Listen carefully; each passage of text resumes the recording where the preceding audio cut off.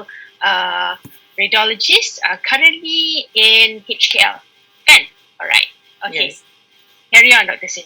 Thank you, Dr. Min.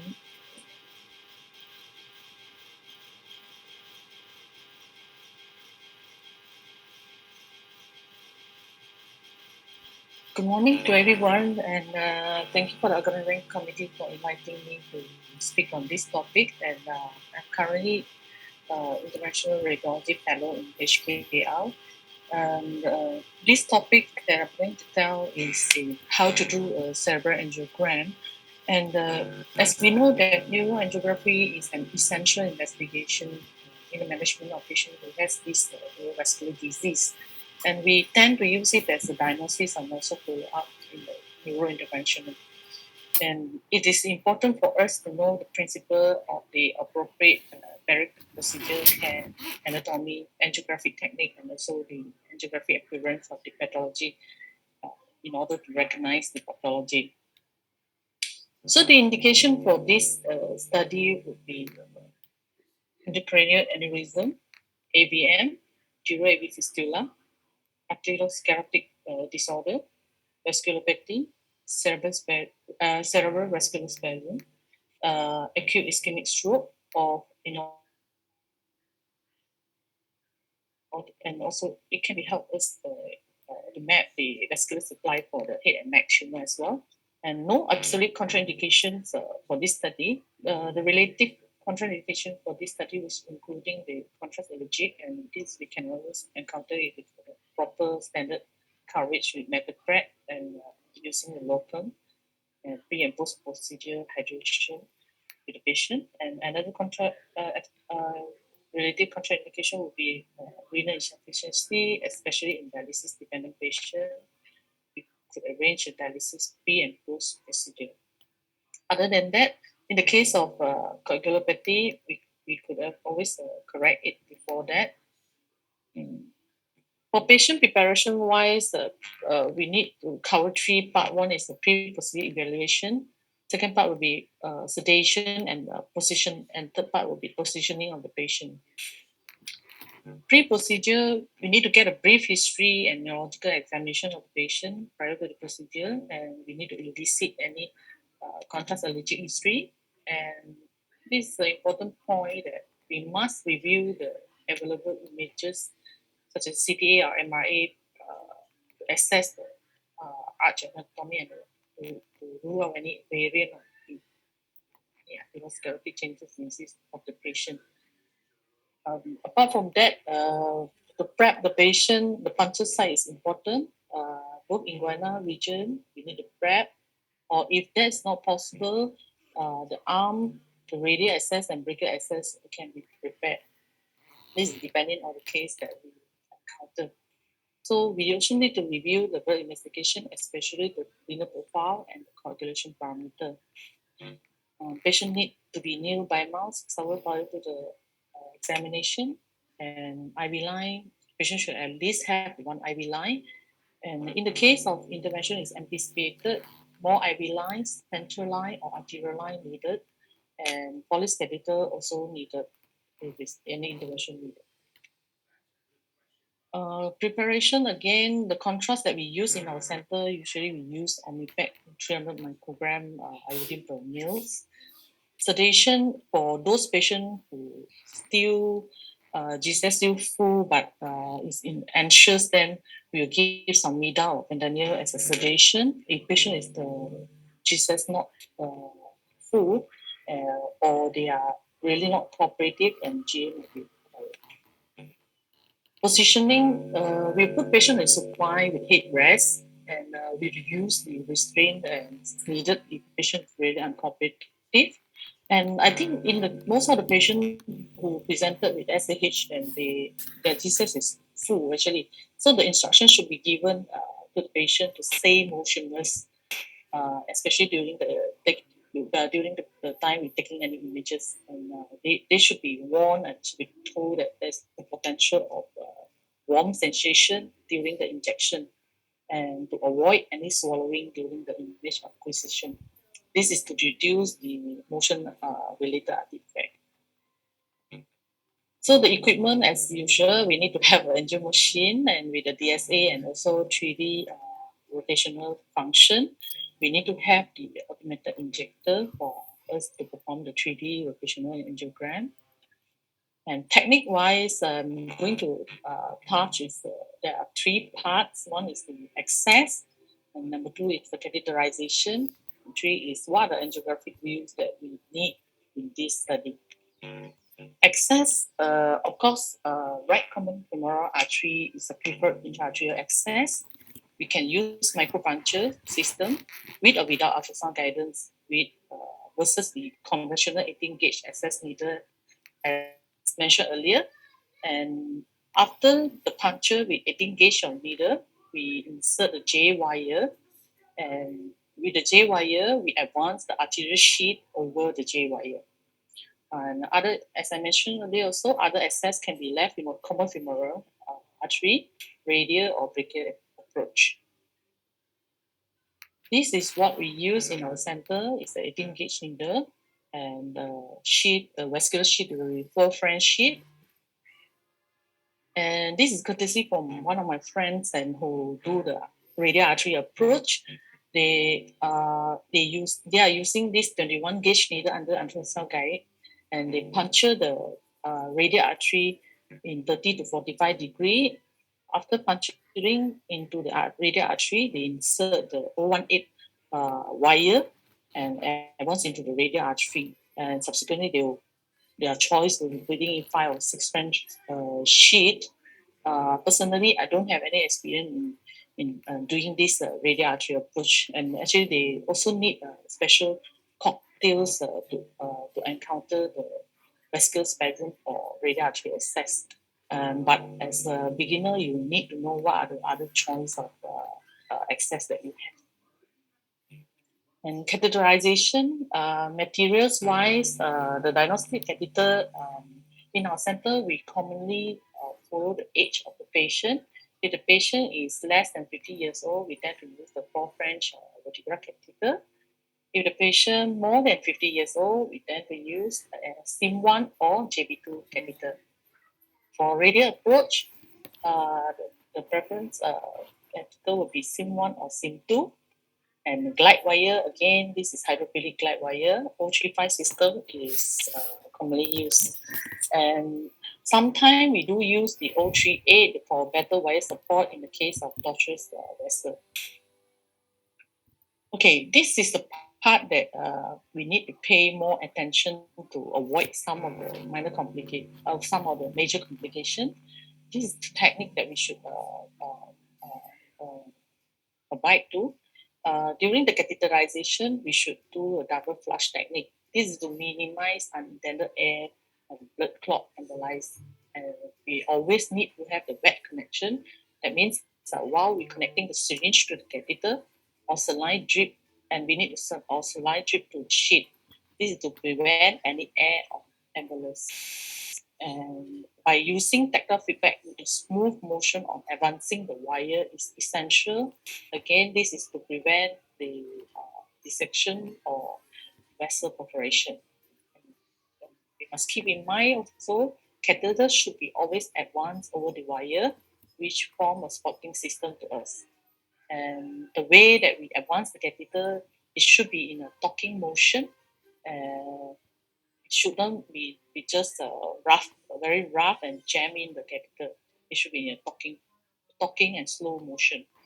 And roadmap of the vascular anatomy should be obtained prior to crossing to any vessel bifurcation. This is important, especially for a beginner.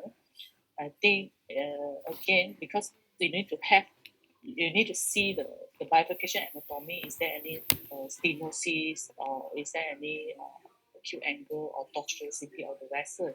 And this can prevent the osteal dissection. After advancing the catheter, as the wire is removed, it will create a vacuum effect within the catheter if the catheter tip is wedged against the vessel wall. So in that case, it will suck in a lot of air into the catheter. So to prevent this, to prevent the air sucking in, and when the air is sucking in, that means there is air embolism. So we need to remove the drag wire slowly. You don't just, especially for the assistant, you don't pull out the glide wire fast. And then keep the catheter hub filled with heparinized saline by dripping it into the hub. That is the operators should do. So while your assistant pulling out your glide wire, so you should drip in the heparinized saline into the hub. So this is to aid the wet connection. We call it as wet connection. And again, you must remember, prior to injection of any contrast, and you need to rule out the catheter tip, whether is it wedging. You need to see that the flow, because if there is no backflow from the catheter, then you must think, is it the tip of the catheter wedged on the vessel wall, or is it you have dissected the vessel, or any intracatheter clotting within the catheter. So this is important, and prior to any injection of the contrast. Extra care again should be taken, especially when you do the angiogram in the vertebral artery, because from the literature, it's prone to have complications like dissection and also vasospasm. So you must also pay more attention in your run, in your contrast run. If you notice there's a delay or incomplete contrast washout, which is indicated the possibility of vasospasm or dissection happen. So you need to watch out all this. For angiographic views, mainly there are four groups. One is the aortic arch arteriogram, extracranial carotid arteriography, anterior circulation angiographic views, and posterior circulation. I couldn't be more emphasized on the importance of the knowing or studying the anatomy of the cerebral our cerebral anatomy, because it is important for us to know during this procedure that we need to know where is the origin of the each vessel. Although we pay more attention on the anterior and posterior circulation, which is our interest of study. And for example, arch aortogram, arch aortogram, we don't do it in every case. We do this is only we suspect there is any disease arch vessel origin, or when we are doing that, when we are performing the examination, we're having difficulty in categorize the vessels. So we will do that. For example, in the case of bovine arch, and also we want to do this is also to delineate where is the origin, and whether to do any disease to prevent complication. So how to do an arch arteriogram? We need a multi-site hole flush, or we call it as again a pigtail. This is a diagnostic pigtail catheter, not a drainage pigtail catheter. Usually it's a smaller, either it's 4 French or 5 French. Those drainage catheter will be bigger, at least 6 French and onward. So this is a diagnostic pigtail catheter, because they have a side hole on the tip or the end. So the typically rate injection will be 20 to 25 mils per second for a total of 40 to 50 mils of contrast. And this is the commonly asked in the I think MCQ in first year. And contrast image of the we give the we do the we get the image in about 4 to 6 frames per second. And in order to have that, in order to delineate the origin of the great vessels, we usually put the patient on, we usually put the II in a 35-degree LAO position.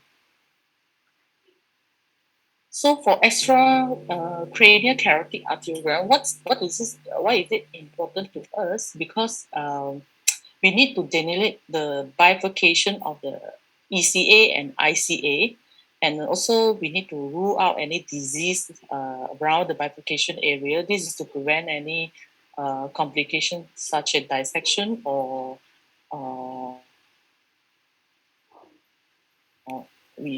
or any arteriosclerotic disease vessels. We don't want to dislodge those plug and then causing stroke. And this extracranial angiogram can delineate the primary and secondary branches of the several anatomy. And usually we get the image into in AP position, lateral or 45-degree or bilateral oblique projection. And the injection rate for this will be 3 to 4 mils per second, for a total of 7 to 9 mils contrast. We image that at 2 to 3 frames per second. For anterior circulation, actually we have two. One is the ICA run. Second one is the ECA run. For ICA run, as we can see here, this is the lateral and AP view of the ICA run. So we need to have the standard projection will be AP and lateral, which is down views, and this down will be around 15-degree, and the injection rate for this run will be 6 to 7 mils per second for a total of 10 mils of contrast. We image that into image the run in 2 to 4 frames per second. But in our practice in HKL, we usually do 3 frames per second. But in the case of AVM, we need a more dynamic run, so we increase it to 6 frames per second. So the tips and for this is to position the petrous bone at the level of mid to lower orbits. This sometimes will ask in MCQ as well. And AP for posterior circulation, we do have again AP and lateral projection with central caudally and dorsally to cover the posterior circulation. As we see here, this is the lateral view, this is the AP view of it. So in distinct to the anterior circulation, this just now the petrous bone should be at the mid of the orbit. This one, the petrous bone should be below or bottom of the orbits, because this is the best demonstrate the basilar artery and its branches in AP position. Again, the injection rate will be 3 to 5 mils per second, and total of 8 mils of contrast per injected, and image acquisition will be 2 to 4 frames per second. Okay, here it is important for a beginner to recognize, or for us to recognize what is the normal cerebral circulation. In a physiological phase, the normal carotid to jugular vein, the the time from the means the time from the carotid artery drain to the jugular vein is 3 seconds. So time taken from contrast to reach the cavernous ICA in the first to the first vertical vein normally will take about 3.5 to 4 seconds. So anything more than that should consider abnormal, especially those that more than 7 seconds the run we will consider abnormal. So certain pathology will be shortened or delay the circulation time. For example, in the case of AVM, because of abnormal connection, they have they tend to shorten the time. And in the case of arterial vessel spasm, they tend to delay the time. So this is the lateral and also AP projection of the internal carotid artery run. And you can see here it demonstrate you need to cover each part of it. You need to demonstrate all the branches and from the proximal ICA, and it should be you need to know each of the anatomy and which part of the like M1 from where to where is M1 and M2, M3 and M4 and A1 and 2, where is the bifurcation. These all are the anatomies that you should study for part 1 especially. And I'm going to give this run is where exactly we do in our center. And the collimation for these images, you actually, for ICA run, you just need to image from the uh, inner table of the skull. So, for example, the top part of this and the lateral need to collimate a little bit more. But this run show you the normal right ICA run in the AP projection.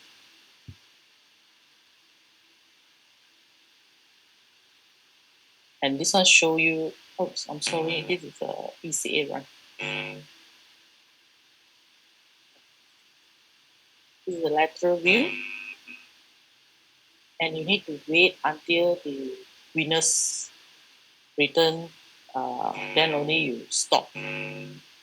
So next, I'm going to demonstrate this is the right ECA run. Whereas the right ECA, the collimation, you should include the scalp here. It's not only the inner table, you need to see the scalp. This is especially important for in the case of AVM or Eurofistula. So for vertebral artery angio run, basically you can choose to cannulate one of the you can choose to cannulate either one of the vertebra artery, and you need to demonstrate the contralateral vertebral artery. You need to see the reflux that coming in. Otherwise, you need to cannulate both vertebral artery. And again, I need to emphasize the importance of the anatomy of this posterior circulation.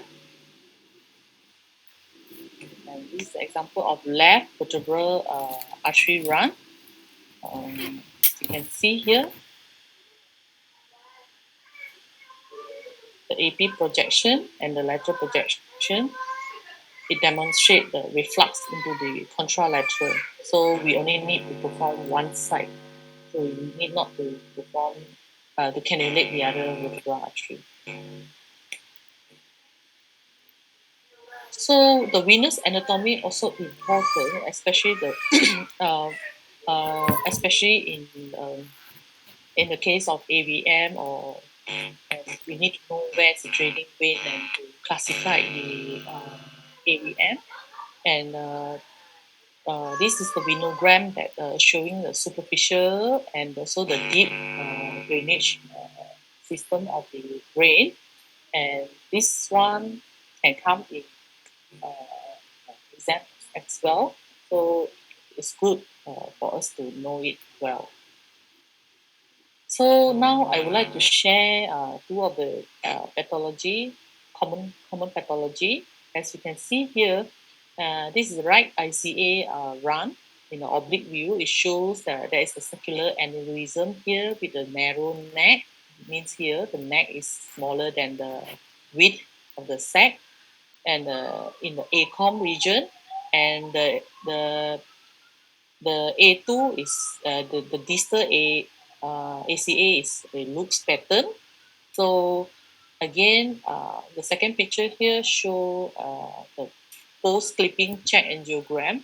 It show there's no residue, no more residue of the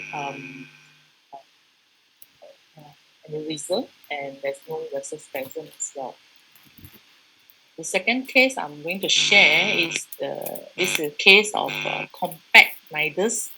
Actually, this is at the right frontal region with a hypertrophic branch, which is fed by this hypertrophic branch of the at the frontal, I would say right ACA and right MCA branch, and it drain into a single cortical vein. You can see here, it drain into a single cortical vein and into the superior sagittal sinus. And also drain via the uh, sphenoparietal sinus, and subsequently drain to the transverse sigmoid junction. And again, this is the image of the post intervention. There's no evidence of residual AVM and no vasospasm, and we can see some uh, feeling. We can see some artifact here. Uh, According to author, this is the clipping or surgical clip.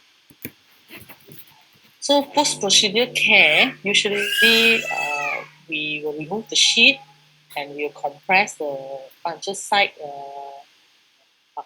20 to 30 minutes. And some center use percutaneous closure device, but usually closure device in Malaysia, we tend to keep it for larger sheet.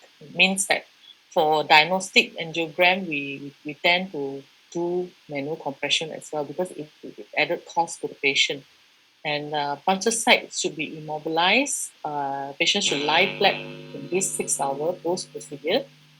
And post procedure, we should examine, to perform the neurological examination and to see if there is any new neurological deficit.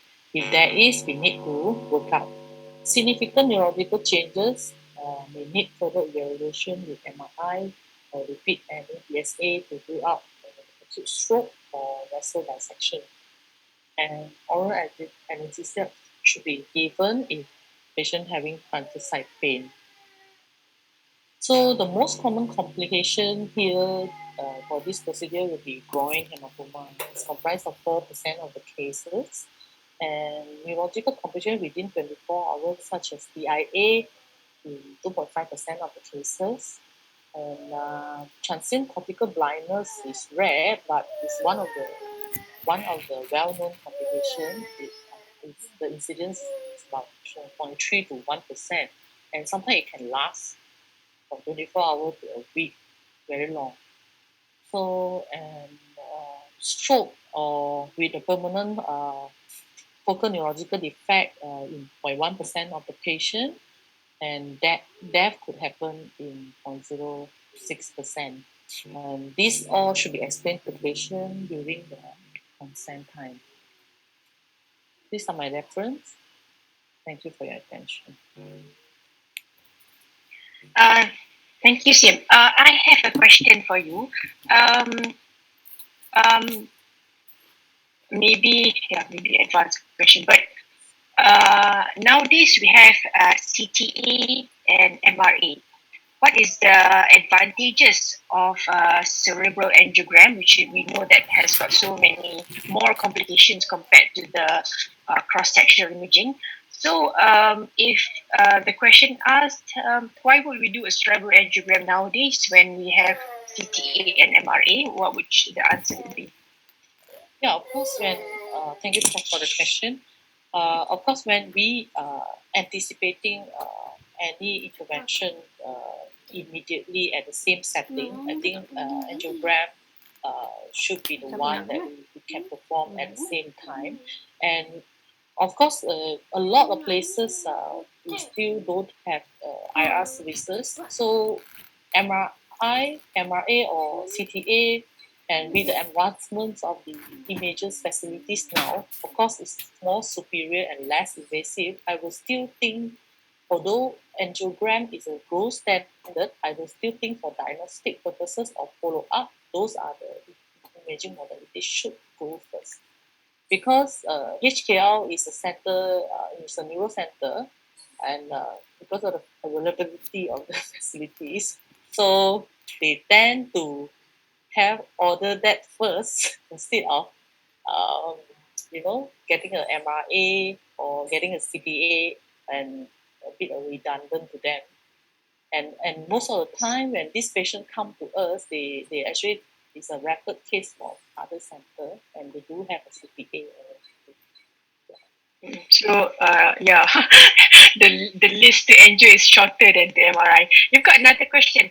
Does transient cortical blindness happen in all other angiogram study or just specific complication for cerebral angiogram? That means when you do any other angiogram, does it cause transient cortical blindness or it's specific to cerebral angio? So far, personal experience, I don't have any personal experience of transient cortical blindness for both any angiographic examination or uh, cerebral angiogram. But I have this discussion with some of the senior. They do have it in this cerebral angiogram. They do have it, but it's very scary to them. So I Yeah. don't wish to have one, but Mm. that's the experience they share. But in only cerebral angiogram, yes. Yeah. I have experienced in my career 4 times this, and one of it is after my cerebral angio. So what happened, guys, is the contrast. You can see how concentrated the contrast is compared to blood and water, and that contrast can act as a sort of stagnation, or maybe, yeah, and it does affect, because maybe gravity, it goes to the posterior, or to the occipital lobe in some way. We don't have the mechanism, but usually hydration and steroids uh, will remedy it, and it takes a few days as well. Usually, what happens is we panic during the cerebral angiogram. Suddenly, patient cannot see, and we go to MRI, and MRI is mostly normal. Okay, there's no um, infarct, or of course you have to rule out any stroke during cerebral angio, but this time when you have transient cortical blindness, the MRI is normal. Yeah, and then you discuss with your MDTs, and usually steroids and hydration will sort of take care of it. Yeah, it's quite scary for the patient also. All right. Yeah. That one is resolved within how long, Prof? I got it. I think ada yang 4 days, ada yang around 1 week plus. Yeah, I think the longest is around 10 days lah. Panic jugalah. Because after that, kita takut stroke kan? Yes, yes. Yeah. But eventually it gets better, And I don't know, because sometimes stroke also, when you have TIA or things like that, it resolves also. Yeah, but this one, most it, when pushed to MRI, is normal. Yeah. Usually you perform in that case you perform for transient cortical blindness, you perform the MRI immediate or Immediate. is there any time Yeah. you want to wait? Maybe half an hour or 1 hour after the episode starts. Yeah. Okay. Mm. But sometimes it starts in the ward also. Yeah. Delay lah. Sometimes it's delay. Sometimes in the angio itself. Yeah. Yeah, I saw Zahas asked about, can cerebral angio cause permanent stroke? Yeah, of course it can. It can cause when you when you accidentally dislodge the plug in your cannulation or in your advancement of the wire, and you dislodge it, or you take too long to perform the study, means that your catheter is too long inside the vessels for a beginner. Yeah, too long and forming clots, and all those can cause permanent stroke. So it's not something very fun to do, or it's not something very fun to have. That's why Prof Min first question asked, is it the best modality to have? Since now we have a good other imaging modality to have that. Yeah, it's a gold standard, but it's not the best thing. Yeah. There's a satisfaction from cerebral angio. There's so many data flow dynamics that you can see. Next question is, besides kacau the plug or clots, you can also cause dissection, flow limiting dissection during cerebral angio. Yes. The neck or rupture. Rupture is also, especially kalau tiba-tiba dapat patient yang ada connective tissue disease ke apa ke, the vessels a bit lembik, then it can happen. The next one is, if patient is using radial access, do patients still need admissions and monitoring as per femoral approach? Wow, advanced question. Yeah. Future IR ni. Yeah. The advantages of radial approach as now has become more popular because we can do it as daycare. So especially for those that will come for follow up, like post AVM, post interventional, repeated cerebral angiogram. So this patient, they prefer to do it in the radial approach, but not that without complication. And this patient, but of course, with the radial approach now, patient no need to lie flat with 6 hours there and be warded. Of course, it can be doing as a daycare and shorten the hospital stay. Yeah, they do have a special compression device, and you just need to like a band, like a band. I personally I don't have the experience. I think that's what I can tell. Prof, do you have any?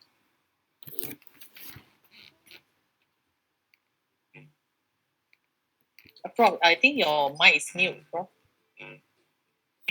talking talking to myself. Radial access, yes, especially when femoral knee, but I don't have all the gadgets. We have a special catheter, a special sheath that like cardio like a sheath. Yeah, and then what else? You have to have a cocktail, a bit of lignocaine, and a bit of GTN to open up the radial artery, and you can puncture. You need special catheters. So your whole system, sebab kita selalu beli in bulk kan, you need to have special catheters for using radial. And then another thing is Malaysian arteries radial are quite small. Yeah, that's another thing lah. Especially when we scan kan, they memang small.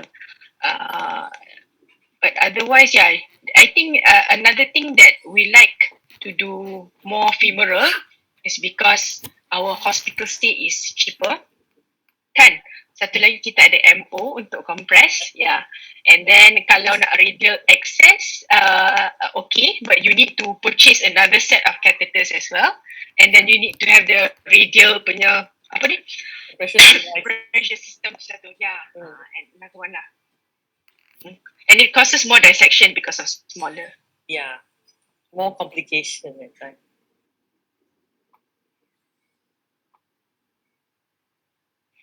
But they can go back.